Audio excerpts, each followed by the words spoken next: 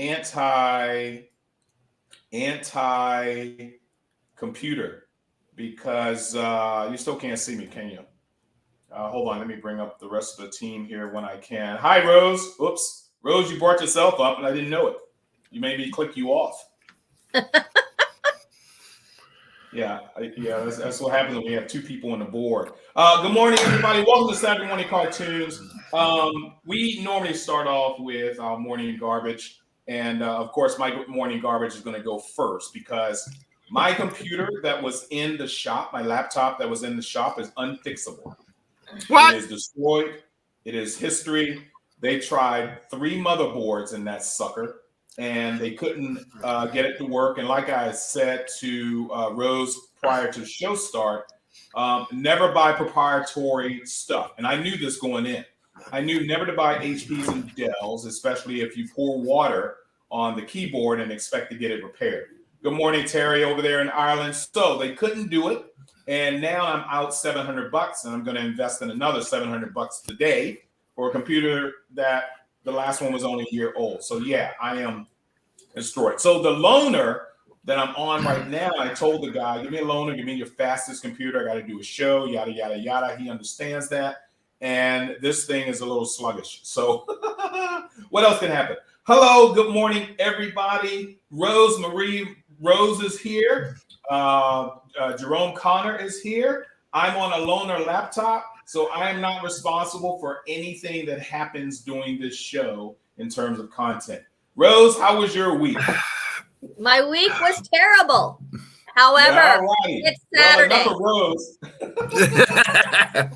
Well, enough of Rose right now. Your week is terrible. Jerome, how was your week? Not bad. Actually getting better. Let's start with you, okay? Since the rest of us is just depressed as all get out, other than it being Saturday morning. I'm not even in my office. I couldn't connect this damn computer to my 86-inch TV that I wanted to watch you guys on. Oh, I'm not going to use the normal additive that goes by. What else could go? Okay, that's it. I ended that. So you already said it, so something's going to happen. Oh my God. Rose, all right, I'm going back to you. You got anything positive to tell us since we're up eating cereal in our underwear or our pajamas? We're laying on our tummy watching this because it's Saturday morning cartoons. The world actually sucks, but give me something positive from you, Rose. I am eating some of the best donuts ever made, known to man. If you live in the South, you know Publix supermarkets. I'm eating a Publix donut. So that's the best news of the week. I am incredibly in love with my Publix supermarket. And the fact that I got like 5 of them within a quarter mile of each other, I never run out of anything. How about you, Jerome? Yeah, okay. Hey, Publix makes the best fried chicken too. I'm just gonna lay it out there. I'm a Krispy Kreme guy. I love the Krispy Kremes. Okay, so now that you guys are talking about things I'm not supposed to have, let me give you a little bit of good news. All right, I went to the doctor's yesterday, and because of this miracle drug that I've been taking for the last 3 weeks, my doctor wanted to jump up and kiss me. My A1Cs are absolutely incredible right now. My sugar levels are absolutely incredible right now. So in the past week, 3 days in a row, I've eaten 3 bags of Twizzlers. One bag. Usually it's 1 bag per sitting, but I ate 3 bags. And the good thing about it is that miracle drug still kicked this butt. The bad thing about it, it was like pouring wet cement into my intestines. Okay. There is a result in everything you decide to do in life, and mine was pain, utter sheer. I know what it feels like to be in labor because I could have sworn that were a couple babies I passed. Hey, Brady. It was horrible. So I won't eat a bag of Twizzlers each and every day. Should we send you some Tootsie Rolls? Look, I actually grew out of Tootsie Rolls, believe it or not. I no longer No. have a craving. Yeah, he Yeah, upgraded to craving. Twizzlers. Twizzlers is It great. was the chair. I was eating them at work. I hide them in my desk so I won't grab them, but I was literally grabbing a handful, open the desk drawer, put grab a handful and put them in front of my monitor, thinking, this is all I'm going to have. This is all I'm going to have. This is all I'm going to have. So after multiple handloads of them, and then I get home, I wasn't hearing any rumbling in my tummy. I was hearing jackhammers because obviously my tummy knew, what the hell is this? And went to work on me. Okay. Hey, listen, I don't like Twizzlers. I don't see the appeal to them. Oh, they're delicious. When I've eaten them, but you know what? They taste and have the texture of rubber to me. You know? Okay. Listen. Well, my friend in high school, she used to buy Twizzlers and a Coke when we would go to the movies. And she would bite off both ends and she would use it as a straw. I've seen people do that. But at least she was smart. She got the Coke, which is acid, which would kind of dissolve it so it kind of exits a little easier. Yeah, it gets soft. Yeah. No, not me. Now I know what the block of stones building the pyramids in Egypt are like. Okay. Anyway, so that's my story, and I'm no longer sticking to it. Shut up, Brady.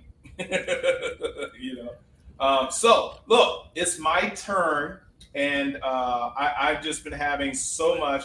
What did Joe Okay, say? wait a minute, Joe. I'm going to say even worse. I like circus peanuts and I like candy corn. Ooh, I love candy corn too, but Joe is correct. That is sacrilege. I was having the Twizzler bites, and then one day I had, the string Twizzlers, but then another day I had the string Twizzlers that you peel off each string into. Oh yeah, the pull and peel. What kind of sense is that? I eventually decided I'm gonna bite the entire thing because this is laborish. I'm old and I want my Twizzlers. I don't want to spend time peeling one strand behind another off my Twizzlers. So I did not do that. Hey Joe, you know what's real sacrilege? The people who like red vines over Twizzlers. Well, look, circus peanuts. That's all I can say are great. Circus peanuts for everybody. Oh my God. So that's my week was coming home. The good thing about driving and sitting, which you don't drive and stand, of course, is that at least you're sitting.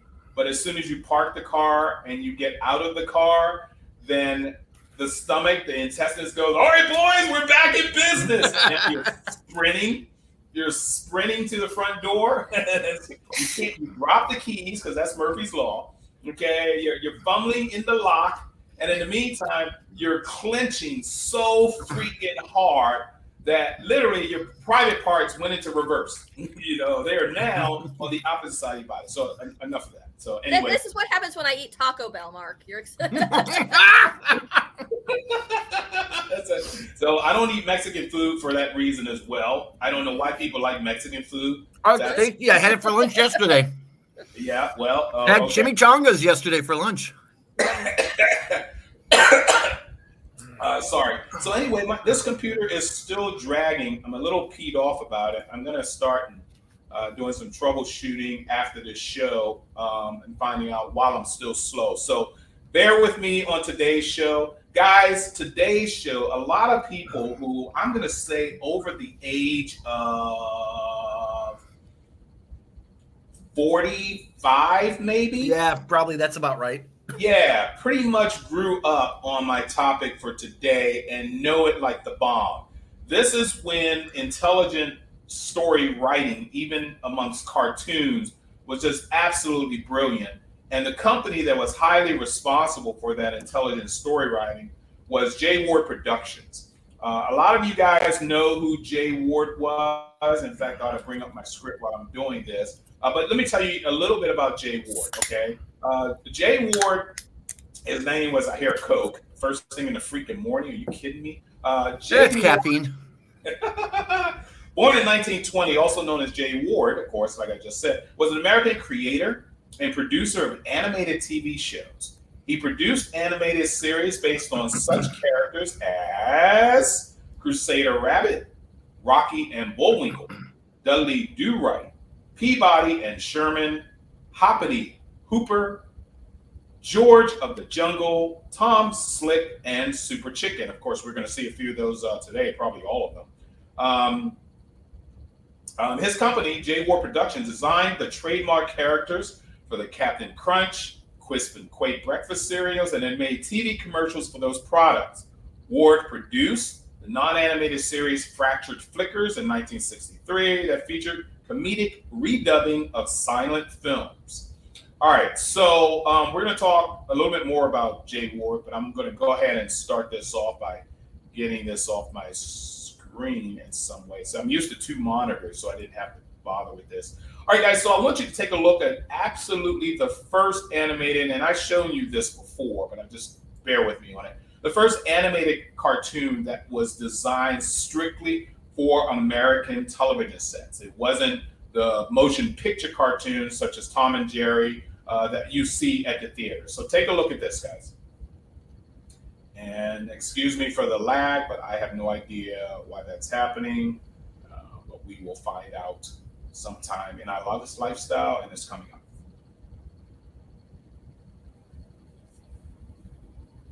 Any second now.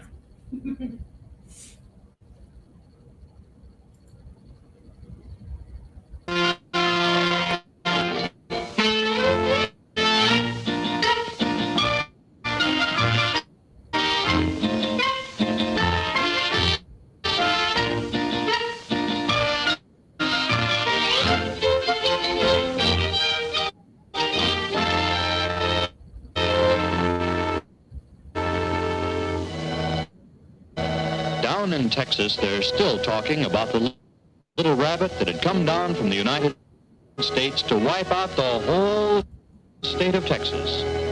Obviously, the rabbit must have been Crusader Rabbit, or who else would have thought of such a wonderful idea?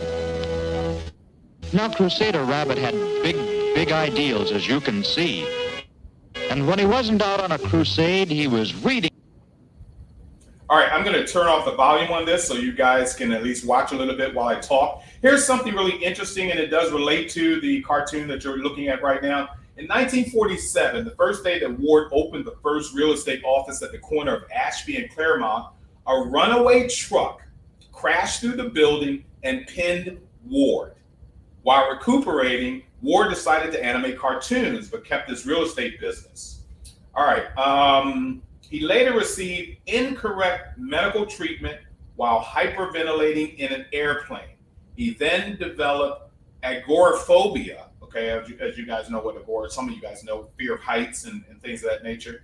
But it changed his life. Okay, he moved into the mass medium of television with the help of his childhood friend, and this person is very important, the animator Alex Anderson. Now, Alex Anderson created the look and the style of Bullwinkle, Dudley Do-Right, Tom Slick, Super Chicken, but taking the character Crusader Rabbit to NBC TV and pioneering distributor of TV programs, they put together a pilot film. Now, this included comic strips of television, which featured Crusader Rabbit, Ham Hock Bones, and a parody of Sherlock Holmes and Dudley Do-Right, but the only one that NBC Studios actually liked was Crusader Rabbit. So that's what started off the Saturday morning cartoon era. Let me show you this next video. I'm really struggling with these controls, guys, so please bear with me. I'm not happy right now. I don't know why I'm not getting speedy service, but this is what happens in live television. So go ahead, Rose and Jerome, if you know anything about Crusader Rabbit, which was the first animated television. How about you, Jerome? There we go. I would say the only time I heard anything about Crusader Rabbit was on this show. And I'm not talking this one because we've talked about Crusader Rabbit before, and I've never seen any of the episodes. Wow, very interesting. How about you, Rose? No, this show taught me about Crusader Rabbit as well. I'd never heard of it until we started doing Saturday morning cartoons. Wow, that's interesting. Well, it's nice to know that Saturday morning cartoons can be a part of the educational process as well as the entertainment process. And yes, it was Crusader Rabbit that literally started the Saturday morning cartoon genre. Now, let me show you a little bit about the creator that Jay Ward had hired to create the characters for his famous, how shall I say, era of Saturday morning cartoon characters. So take a look at this. And it's coming.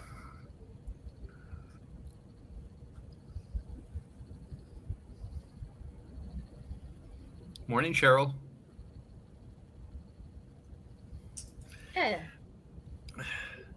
Yeah, you know, this is back to the days of our early show when we had problems with technology. Yeah, isn't it? Quick, Rose, run out to your car. I almost did it in my car this morning. I'll run to the bedroom. Television. And I wanted to create a character that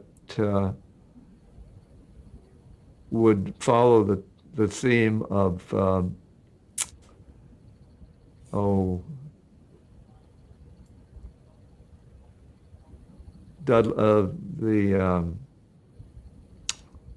man from La Mancha, Don Quixote.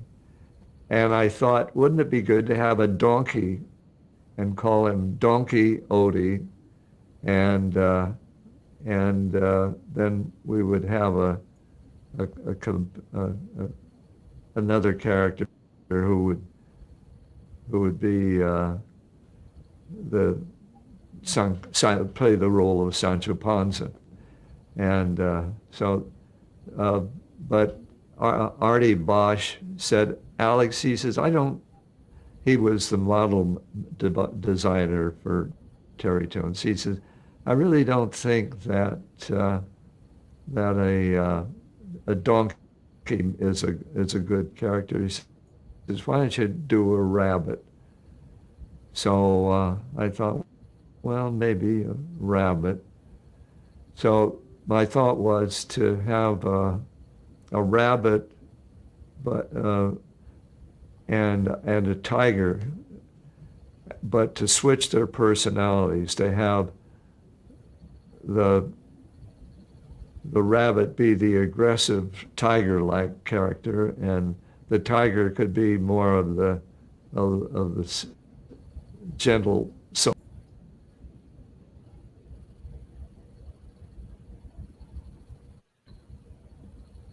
All right, now basically, Alex Anderson, who created Crusader Rabbit, as well as other characters in Jay Ward's studio, both Ward and Anderson had lost the rights to create Crusader Rabbit character in a legit fight with businessman Shoal Bonsall, who had taken over the assets of the bankrupt Jerry Fairbanks company and a new color Crusader Rabbit series under a different producer. Ward then pursued an unsold series idea, the Frostbite Falls Review. Taking place in this TV studio in the North Woods, the proposed series featured a cast of eccentrics such as newsman Oski Bear and two minor characters named Rocky the Flying Squirrel and Bullwinkle J. Moose, described in the script treatment as a French-Canadian moose. Which that makes sense, doesn't it, Jerome? A French-Canadian moose? I mean, come on. Oh, you're muted again, buddy. There you go. Sorry. That would have been a much more interesting show in some cases, but I would love to have seen where they would have gone with that. They would have felt an awful lot probably like the Daily Show only in the 1950s. Yeah, but hearing a moose with a French accent, I don't know. Hey, I don't know. Hello, Le Rocky. Watch me pull Le Rabbit out of Le hat. Nothing up my sleeve. You know, when you said a French Canadian moose weatherman, immediately I had thoughts of George Carlin's Hippy Dippy Weatherman. You know? Oh, yes. You're right. All right, let me show you this next clip while I'm fiddling around with these very slow controls. No, you're supposed to go lay cough. What are you doing, man? Oh, sorry. Lay cough.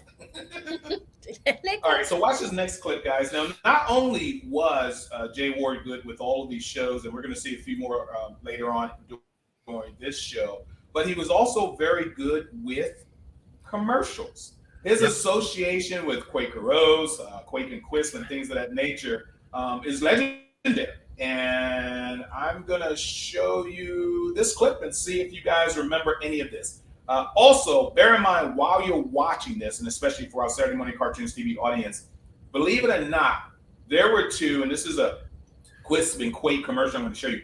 There were two Quakes. And I want you guys to try to recognize, I don't think they're both in this clip, but the next one afterwards.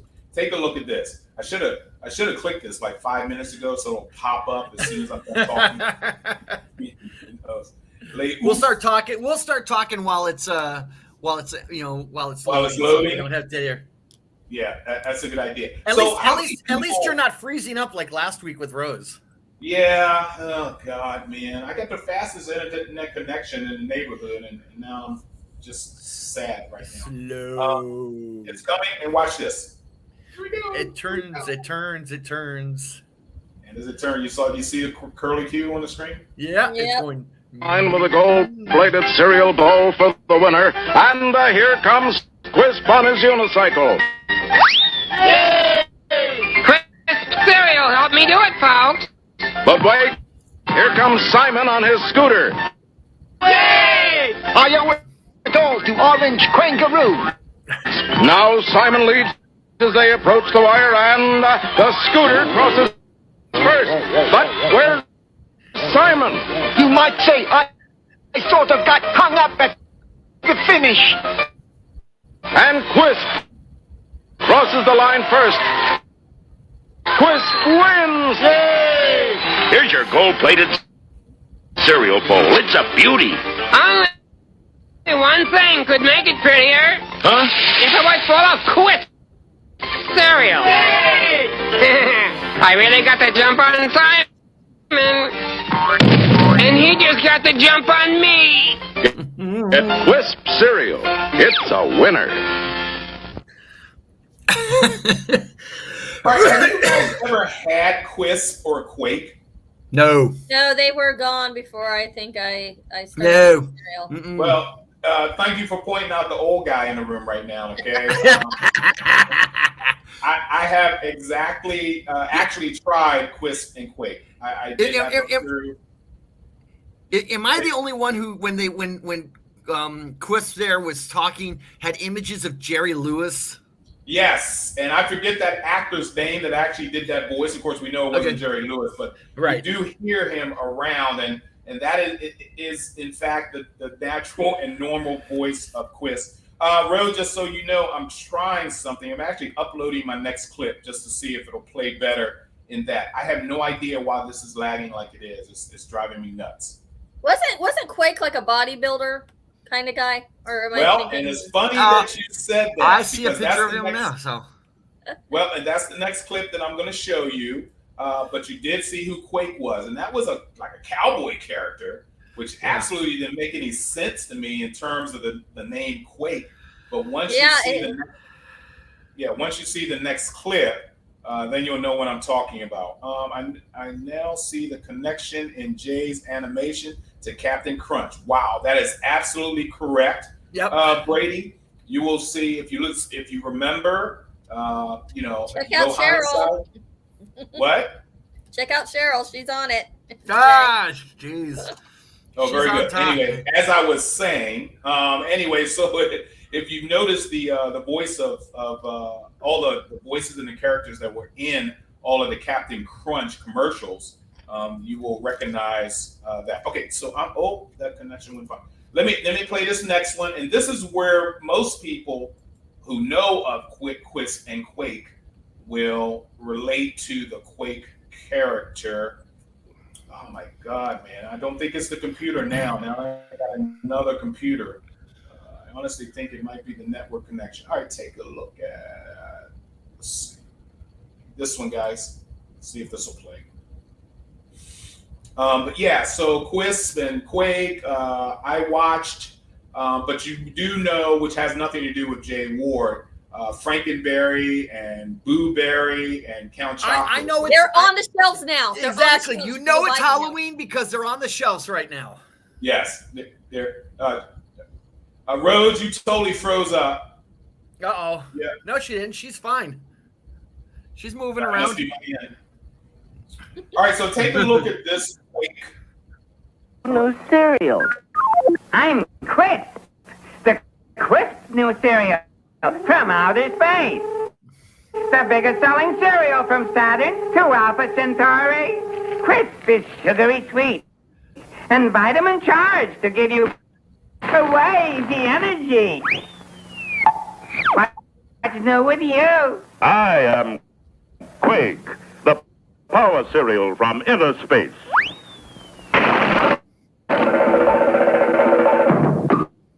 Here at the Earth's core, I make Quake with deep down sweetness and vitamins to give you the power of an earthquake. Get Quake. Crisp is better. Fellas, why not leave it to the kids out there? Take sides with either Quake or Quisp. Or Quake. Or Quisp.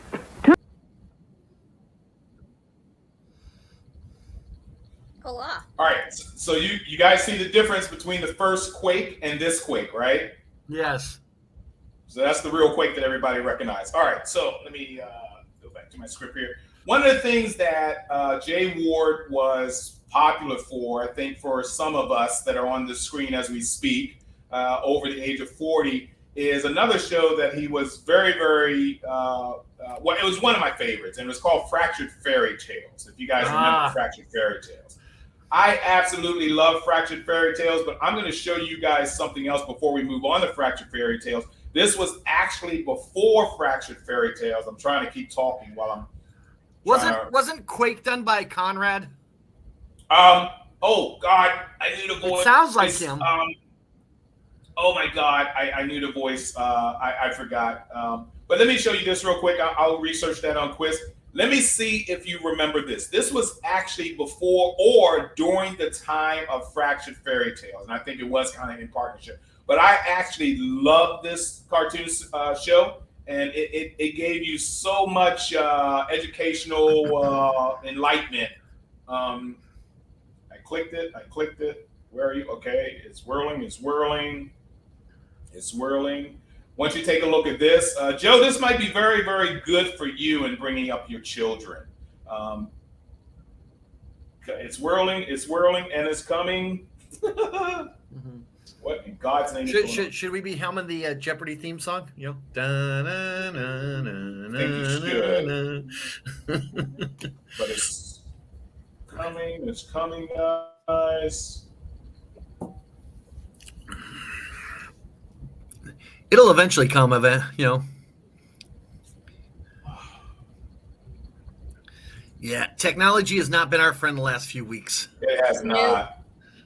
I don't know what's So, going on important the last safety few note weeks. to the cartoon crew: do not pour water on your laptop.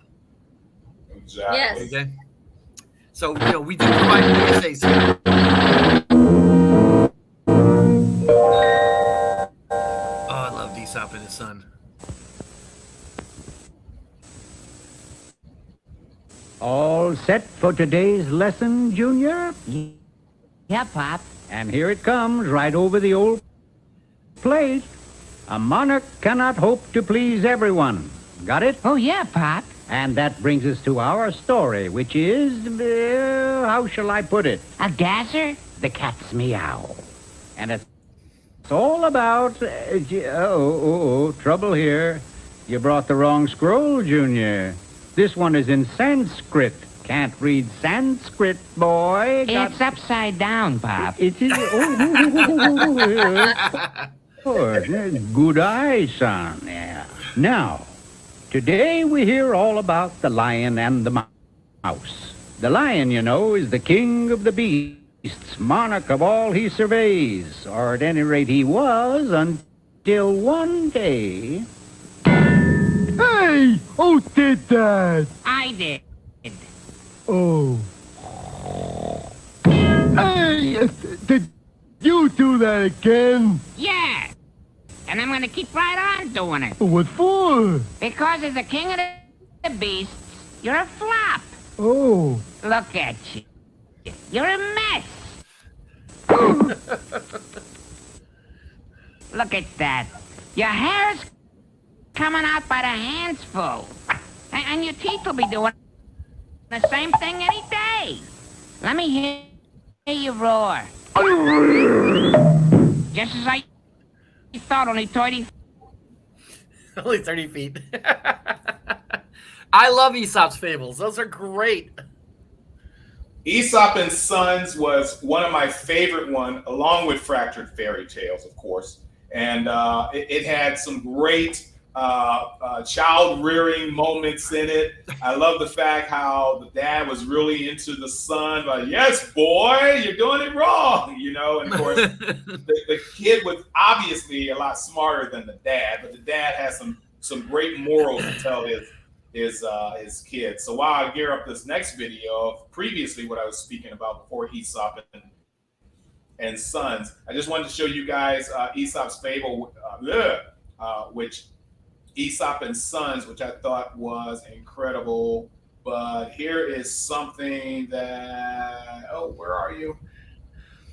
It was always great because it was always those fables that they did a twist on them, and they were great.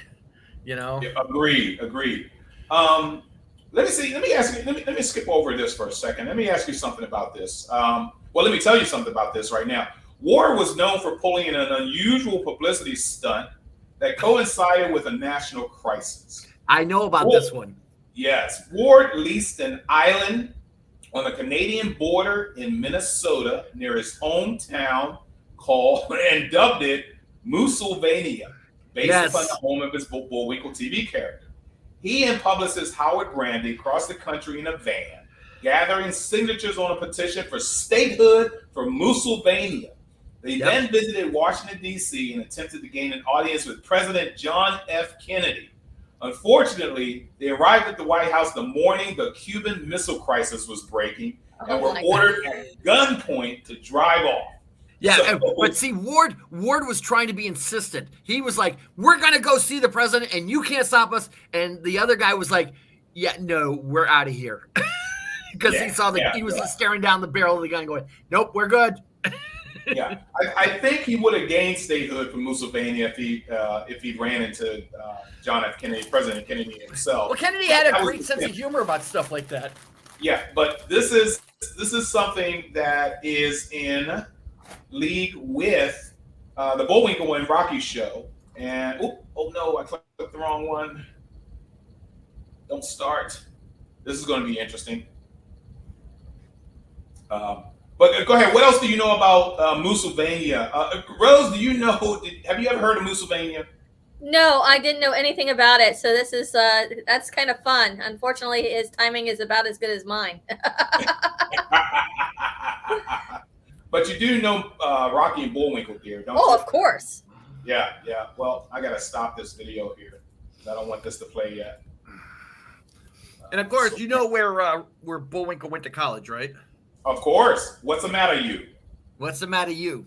No, that was the question. You used to be able to buy T-shirts. You probably still can with What's the Matter, You. Oh, yeah. I loved it. It was just fantastic. Okay, so let me get the right clip. I have to say that Rocky and Bullwinkle is like one of the most ingenious shows ever written. Seriously. It is unbelievable. And I think we've done a show on Bullwinkle and his friends here, or Rocky and Bullwinkle. A while back. As I tell people, you actually have to go back and do a little history of that era to really appreciate that show, because that show made so many commentary on politics, culture, fashion, everything you can think of. Nothing was sacred to them. Agreed. And a product of J. Ward Productions. The next clip I'm going to show you guys is in relation to Bullwinkle. And by the way, I did click that 5 minutes ago. But anyway, is it in relation to Bullwinkle? But I love this segment of the Bullwinkle show. Let's see if you guys remember it. Come on, kick up. This is insane. My apologies once again to the audience. Of course, as usual, we would have these hiccups. Yeah, like that one. What's the matter, you?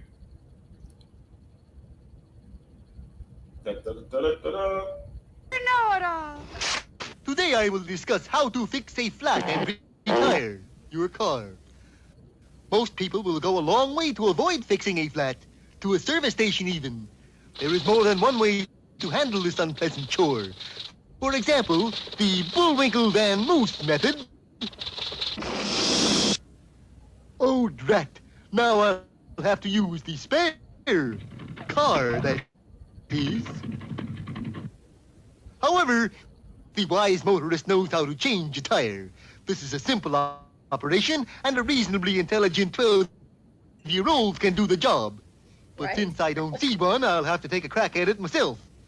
At this point, I'd like to demonstrate the first thing a motorist does when he has a blowout.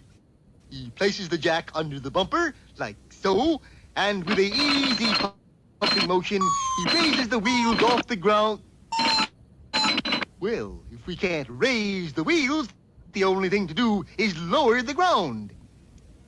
We take off the hubcap, loosen the wheel nuts, and put them in the hubcap so we don't lose them. Only trouble is, I keep losing the hubcap. Now we take the spare. Okay, I'm going to turn off the volume on this so I can go ahead and talk a little bit about Bullwinkle. Rocky and His Friends premiered in the late afternoon after American Bandstand on ABC in 1959, moving to primetime on NBC's Bullwinkle Show in 1961. The series contained a mix of sophisticated and lowbrow humor. Thanks to animators from United Productions of America, Ward's general partner, Bill Scott, who contributed to the scripts and voiced Bullwinkle and other characters, and their writers, including Chris Hayward and Alan Burns, puns were used often and shamelessly. In fractured fairy tales featuring little Jack Horner, upon pulling out the plum, Jack announced, "Lord, what foods these morsels be." I can't even say that word. In one episode, the breathless announcer, and who was the announcer, Rose? Don't say anything, Jerome. Who was the William announcer? Conrad? William Conrad? How did you know that? How did you know that? I've been on the show for 4 years. If I don't know that, I should be booted off. I should be booted off the show if I don't know that. All right. Mark one for Rose. She got you on that one, Let me Mark. tell you. One for Rose. That was fantastic. And what I love about this show is that the education actually sticks. Okay. After 4 years. Okay.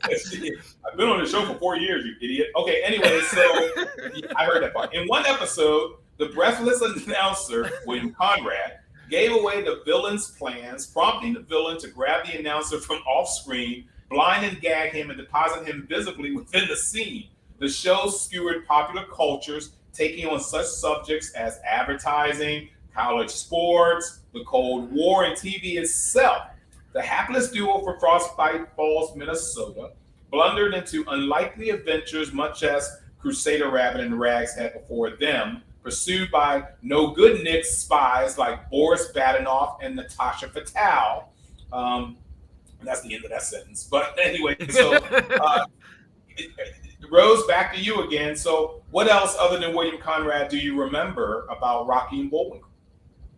Well, you've got all these wacky adventures. Okay, back to you, Jerome. So what is it about Rocky and Bullwinkle that you remember, Jerome? I remember Wrong Way Wainwright, sea captain. I remember the story about the hopeless diamond. Oh, yes. I remember the story where they had the Southern Colonel, looked like Arlen Sanders, and how he refused to use the word civil, CIVIL, because it was offensive to those in the South. Anytime the word civil came out, it was the war between the states.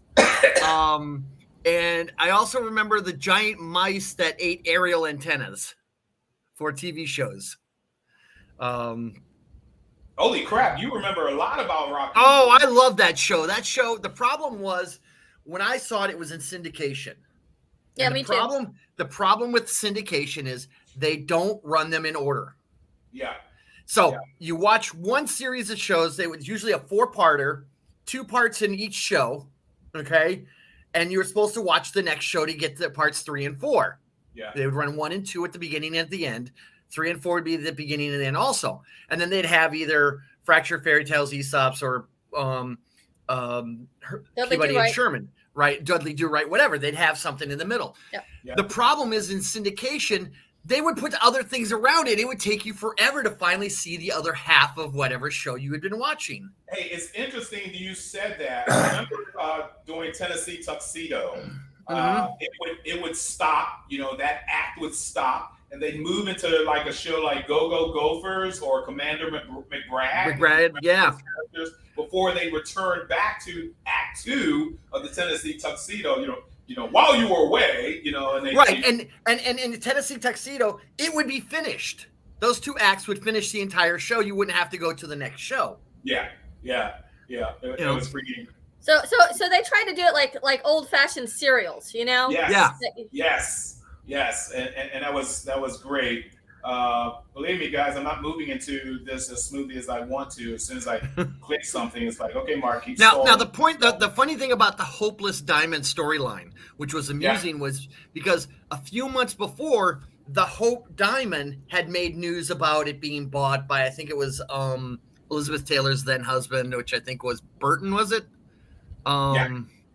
So it had made note, and they wanted to, and they made a skewer of that because it was all over the news, Yeah.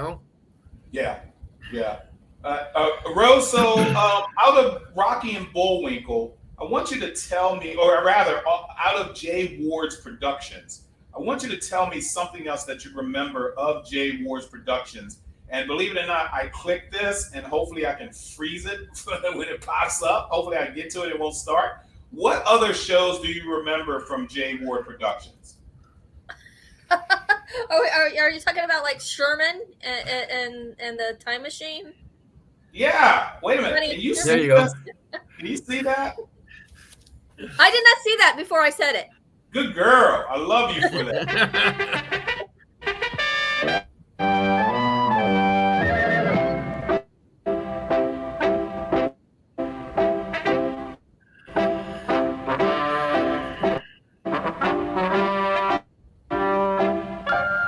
This is one of my favorites, by the way. Yes, mine too.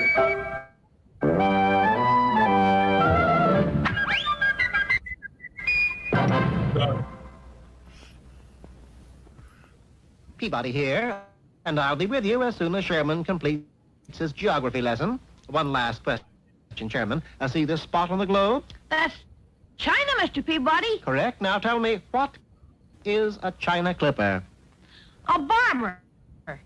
It would seem you need a little brushing up. Therefore, today's historical destination will be China. Oh, boy, while we're there, I can learn how to play chopsticks. Oh, you need a lot of brushing up, my boy. Wasting no further time, I set away that machine for the year 214 BC, and the place, the borderline of China proper. Okay, I'll go ahead and mute this so we can go ahead and talk over this. This was one of the most brilliant Saturday morning cartoon shows ever, where we were watching G.I. Joe blow up people, where we were watching Transformers kick, people's butt. We can get a very, very sound education and be just as entertained by watching Aesop and Sons, Fractured Fairy Tales, and of course, Mr. Peabody and his boy, Sherman. It was incredible.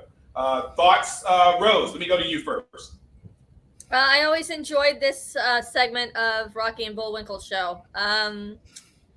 I just think that it taught me a lot about history. Even though there was a slant on it, I learned a lot more than I would have, probably in school.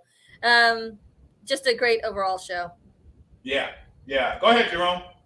I learned about Ponce de Leon's look for the Fountain of Youth. I've learned about the guy who crossed Panama to discover the Pacific Ocean, and then at the end they had him start making the Panama Canal because he was the only guy digging the Panama Canal. I learned all sorts of stuff. The China one I didn't get, but the surrender of Yorktown by Al, I remember that one. I mean, this was just a great show because the skewer on history, while there was a lot of historical stuff in there, it made you go and look at what the real history was. And what I always liked was the little tongue-in-cheek comment that Peabody would make at the end. You hear the trombone come in, you know, stuff like, and I don't know, I'm making this up, and this is why Washington wanted apple pie. You know, something like that, you know. Yeah. You know, there was a thing about German about, look, ma, no Hans or something, you know. Yeah, right. It was a case of, you know, it was very much puns. Also, there was lots of snarky comments back and forth going on all over the place. The historical figures were usually clueless people, you know, including the brilliant people. It was just a show. And it played on so many levels. You had the kid level, which was this, but the adult level jokes were just so biting. Yeah. You know? Yeah. All of that Jay Ward did, along with Alice Anderson's artwork, was ahead of planning anything for Saturday morning cartoons. It's like, as an adult, and obviously we were intelligent enough, and I like surrounding myself with intelligent friends. I just do it. I can't stand you know, idiocy, stupidity, things of that nature. I give people passes on occasion, but the group that I surround myself with, including you two, even at your age, watching these type of shows, you actually got it. You know what I'm saying? Yeah. You were just up enough on current events to understand that some of these jokes were geared towards adults, but you weren't adults yet.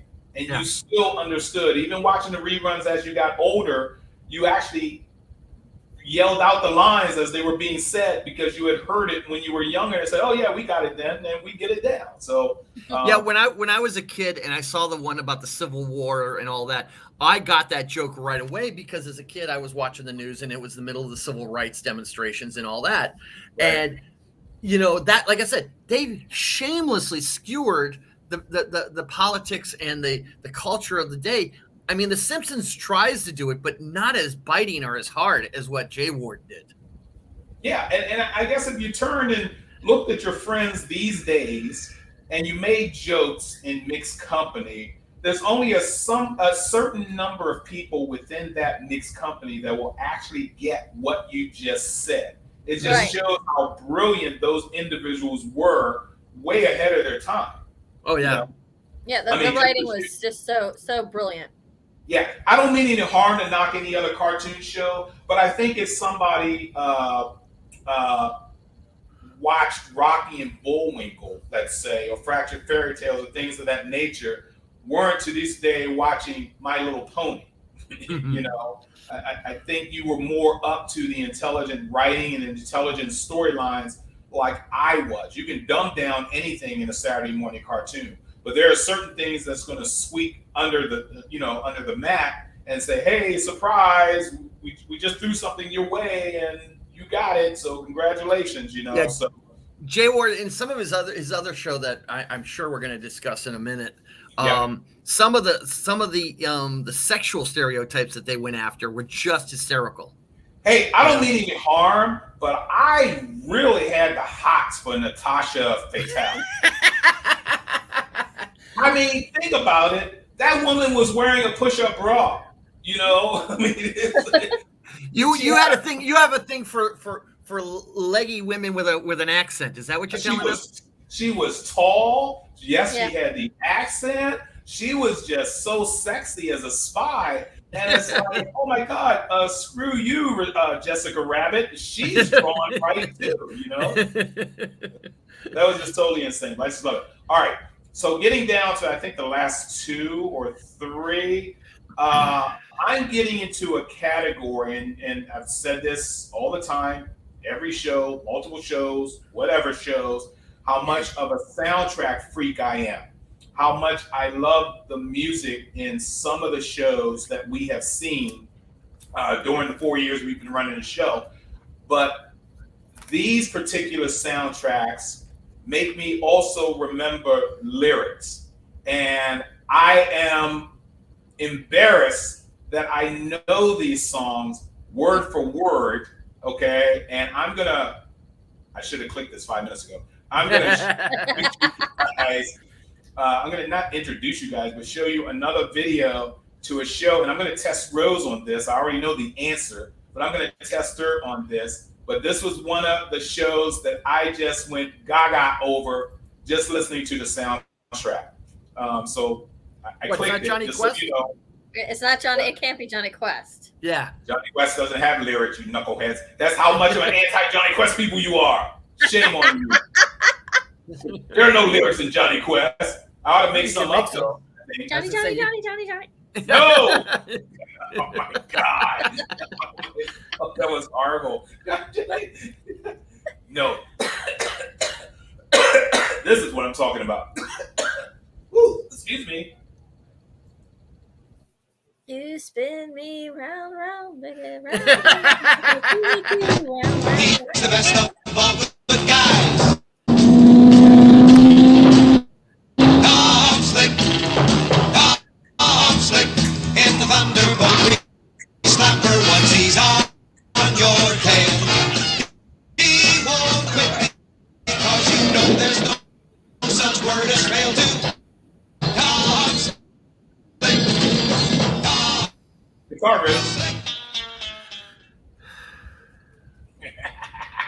You know, so here's a question. Yeah. Go ahead, Drum.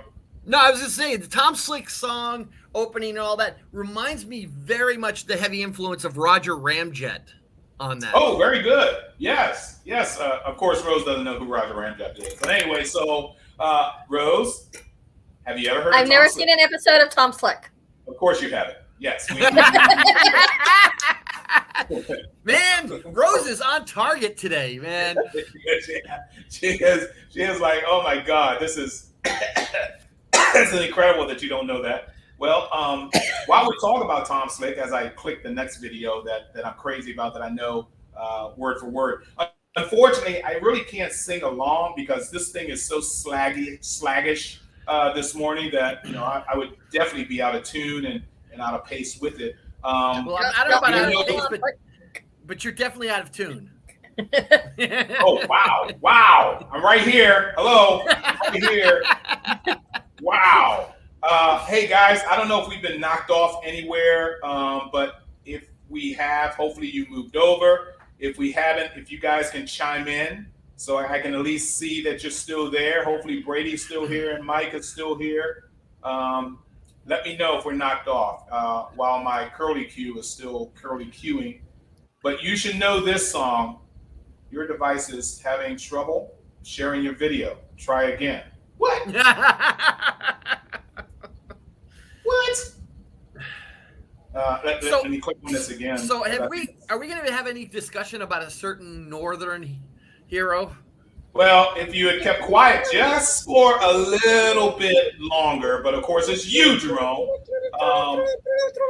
It wasn't me. It was actually, who was it who commented on it first? Which I had not responded to, as you know. Yeah. Okay. Mike, you still here? Cheryl, hello. Hey, Deborah, good to see you. Let's see if this will work again. I'm going to click on it for a second. Yeah, I don't think we've been kicked off anywhere yet. Not that I'm aware of. Yeah, I think the audience is still hanging in there strong today. Yeah, that's great. I'm loving it, and I just clicked on this. Let's see if this will play, and I not get that message again. We're definitely going to do some troubleshooting this week before next week's show. Whose turn is it next week, by the way? Yeah, never mind. Listen.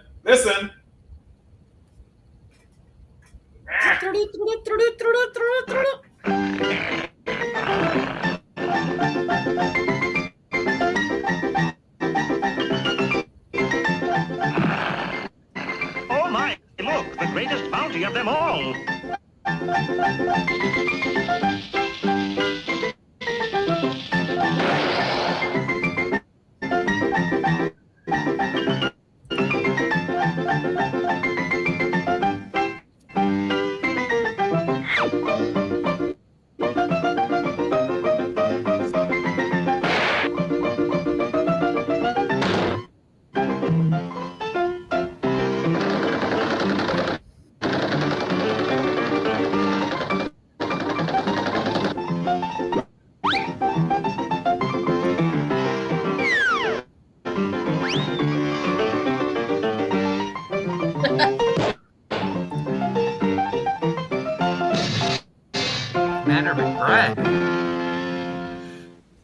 Okay, no, believe it or not, they had, like they normally do, they spin off shows. Even with Bullwinkle, they ended up with Bullwinkle and his friends, and same with Dudley Do-Right, they end up with Dudley Do-Right and his friends.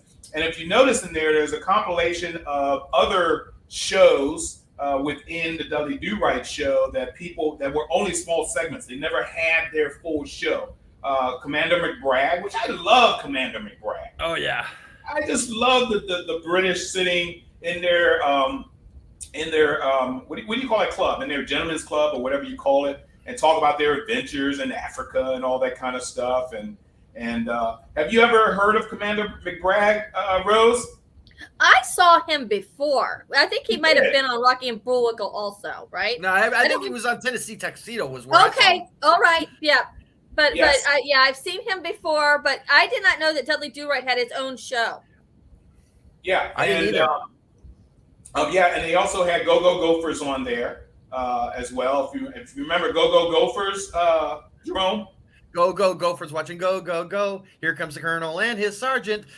Very good. Thank I'm you. impressed. Very As a matter of fact, what him say? I know it's so stereotypically wrong, but it's a few shows out there that we refuse to show, but some of them we know were wrong, and we admit that, and we wanted to show way wrong. Yeah, it was wrong. Okay, I'm going to show you guys. I think this is the last clip, but this clip in itself, and I can't sing it because of the screwed up streaming process we're having right now. But I would sit in public and sing this song, especially the children. As much as I love children, I know this is something that they've probably never seen. Oh, actually, I have two more. Let me show this one. And this is a pretty obscure cartoon before I show the last one, guys. Pretty obscure cartoon. And I'm wondering if Jerome, since he's pretty knowledgeable about these cartoons, Rose is too, but yeah, right. Okay, but I'm just really, really curious if Jerome at least has ever seen this cartoon before. And I did click the button. Brady made a good point. While these cartoons would probably be censored today, yes. Oh yes. And some are. There are some cartoons out there that you cannot find unless you really, really dig deep. There's even a category on YouTube that says banned cartoons from whatever. Watch this. Yeah. We did a show on that. You know who this is. Yeah, we did a show on the cartoons that got censored. Yes, we did. Go anywhere. Meet me, the king. Those other two ninnies keep getting me in trouble. How can a nincompoop like the not-so-bright knight and a dunderhead like Sir Laugh-It-Up get me in trouble? You'll see. Come quick, Sir Laugh-It-Up. That cunning, not-so-bright knight is digging a tunnel under the moat. Look. Put me down. Yes, sire.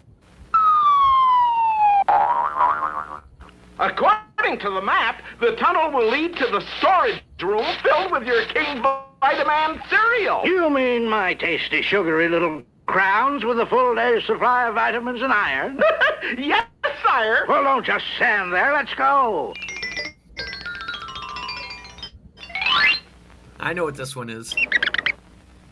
All right, I'll turn the volume off on this, and go ahead, Jerome. This is the cereal called commercial for Vitamin King. Or King Vitaman. King Vitamin, yeah. Sorry. Yeah. Is that still available? Nope. I ate that cereal. Nope. It has been discontinued about 10 years ago. Well, it's wow. funny. I used to eat it all the time. Yeah, and I'm with you, Rose. I'm with you on this as well. I didn't like this cereal as well. I think anybody who titles a children's food with a medicine behind it, shall I say, ain't gonna fly well. No. Okay. But it used to have like a real life king on it. When I was growing up, it had like a guy dressed up in a king's outfit. Yeah, and Brady is right as well as you, Jerome, on this. Somehow I do recall seeing a King Vita. Yeah. It may have been done. They may have switched the names a couple of times, but it was basically the same thing. You know, King Vitamin, Vitamin King, whatever. You know.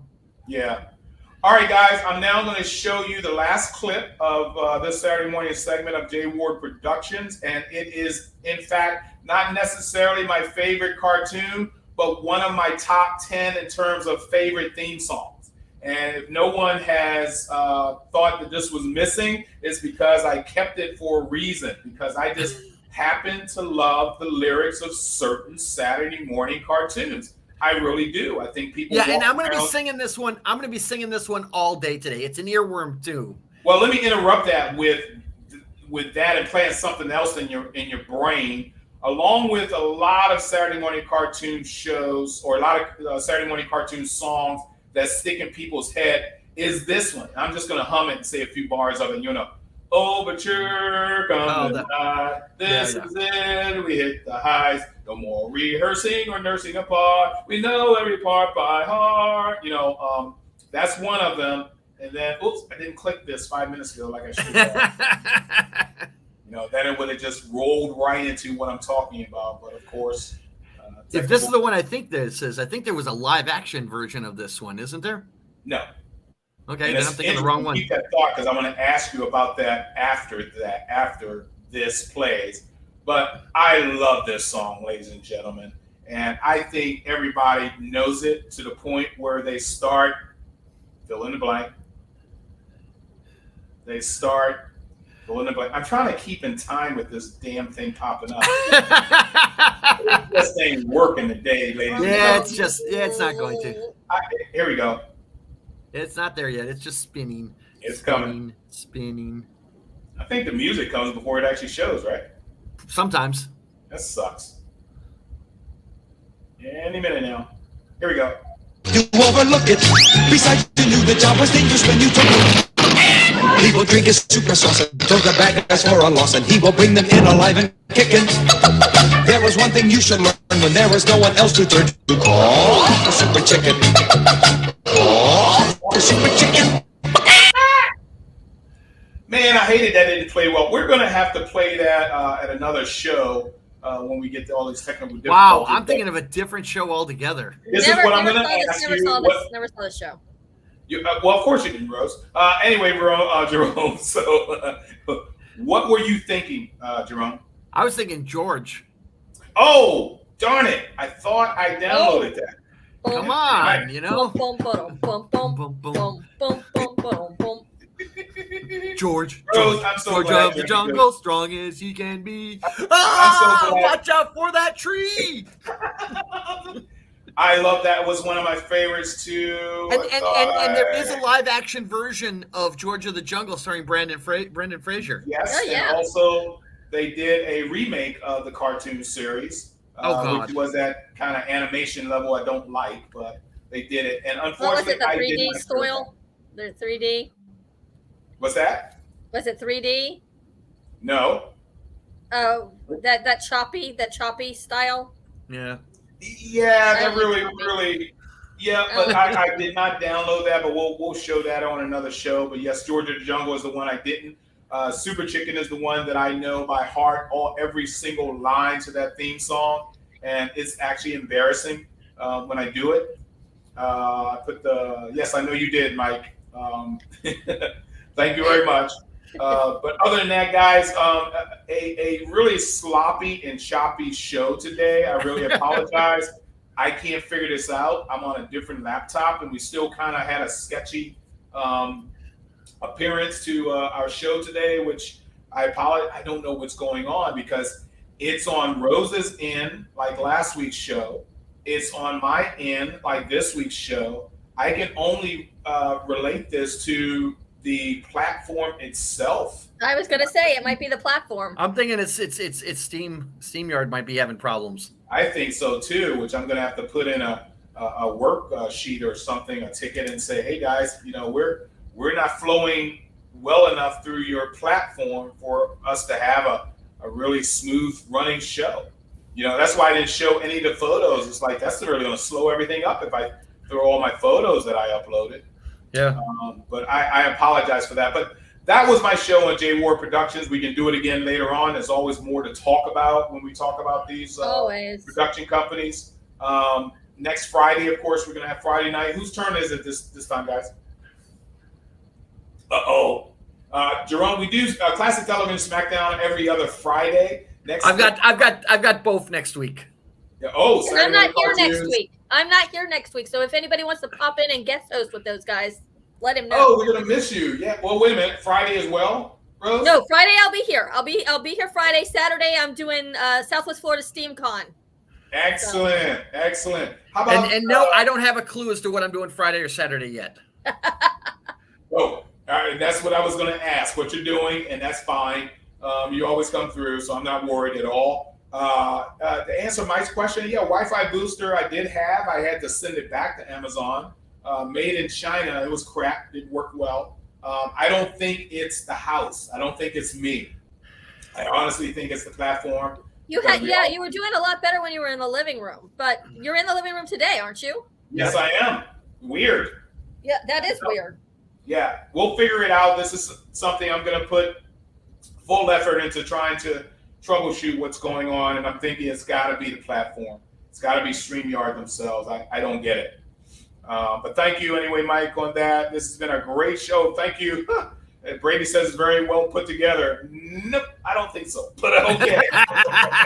Hey, before we go, I just want to plug Roses and Reactions tonight at 7. I was going to get to you on that. Okay. But absolutely. You were doing a show that had Elijah Dushku in, right? Yes. And that show is? We're doing Dollhouse tonight. So Can you do me a favor? Sure. Can you explain that show to me? We'll watch tonight. Did you ever watch that show? Can you explain that show to me? I think watch tonight. Rachel had never seen it, but she knew that her dad and I were watching it. I was a rabid fan of this show about it's a little bit of everything. It's about human trafficking. It's about individuality. It's about a lot of different themes, and okay, also the end of the world. But is it sci-fi? Yeah, yes. There's a little bit of sci-fi element to it. Yeah, it's sci-fi and a little, like a psychological sci-fi thriller kind of. Is it in the future? No, part of it is set in the future, but the future back then was 2019. So because the showcase was out in 2008, so it was like 10 years into they have some stuff that goes 10 years into the future. We're gonna break it all down tonight. Yeah, break it all down. The two seasons. We're gonna break it down. I'll probably pop in. I think I got enough beer tonight, so I will probably, pop in just to get a gist. You're always gonna love Rachel's reactions to certain things. She's highly opinionated on this show as well. Not. There's a positives and negatives, but because she was just a little girl. Okay, so she was, in watching, Adventure Time or something while her dad and I were out watching Dollhouse. So she has fresh eyes on this for the first time. The last couple of weeks, she's watched almost every episode. The episodes I highlighted that said these are the musts, and she read the synopsis on everything else. So yeah, you should be. It should be an interesting evening. 7:00 Eastern Standard Time tonight. Okay. Yeah. Hey, Brady, I do believe I'm going to be on Rachel's side on this show.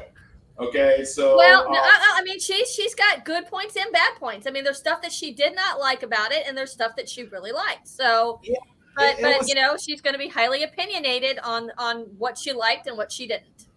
Hey, a question for Cartoon Crew as well as the crew here. Quantum Leap is starting. Is it Monday or? I think it's already started, hasn't it? Okay. This upcoming week, Quantum Leap starts. And I'm curious as who is interested in seeing or who will be watching Quantum Leap when it debuts. I think I'll watch the first 4 or 5 episodes. I might check it out. Yeah, and then if it doesn't grab me in those first 4 or 5 episodes, I'm done.